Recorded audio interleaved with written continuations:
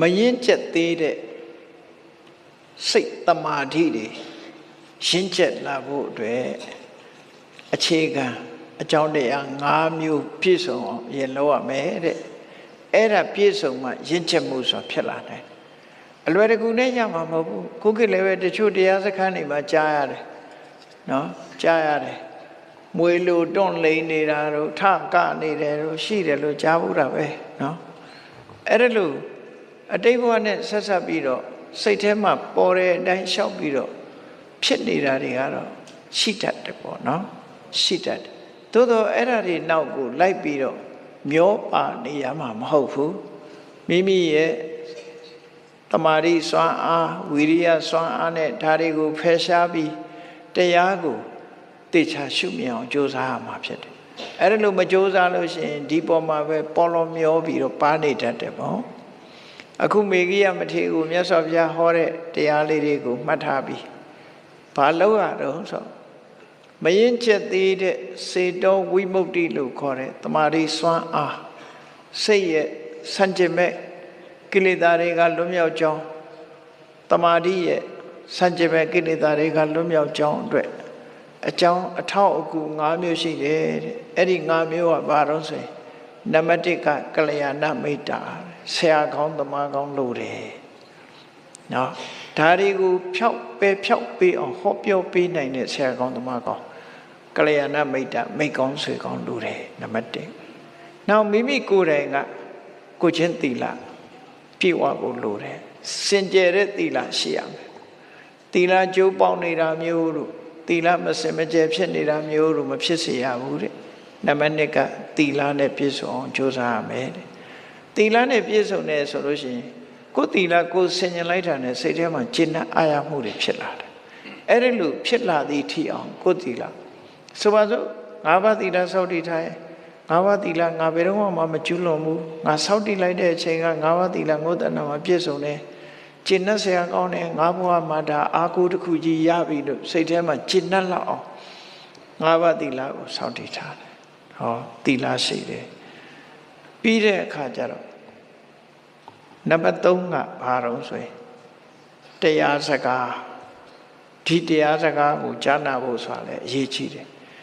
အဲ့ဒီတရားစကားဟာကမ္မထာအလုံးနဲ့အမြဲတမ်းသက်ဆိုင်တဲ့သီလတို့တမာရီတို့ပညာတို့ဆိုတဲ့ဒါတွေနဲ့ဘဝမှာဒီလောဘဆိုတာနေဖို့နော်ဒီပစ္စည်းလေးပါးနဲ့ပတ်သက်တဲ့ရောင်ရဲထပ်ဖို့ဆိုတဲ့လိုက်နာကျင့်သုံးရမယ့်အခြေအနေခေါင်းတွေဒီလိုတရားစကားမျိုးတွေဖြင့်ကိုယ်ရင်ထဲနှလုံးထဲမှာအေးချမ်းအောင်နားထောင်ပေးရမယ်တရားနာပေးရမယ်လို့ဆိုလိုတယ်နော်တရားနာပေးခြင်းအပြင်ရင်ထဲကအပူတွေဟာပျောက်သွားတယ်ဆိုတာလက်တွေ့ခံစားရတဲ့ပုဂ္ဂိုလ်တွေလည်းရှိပါတယ်နော်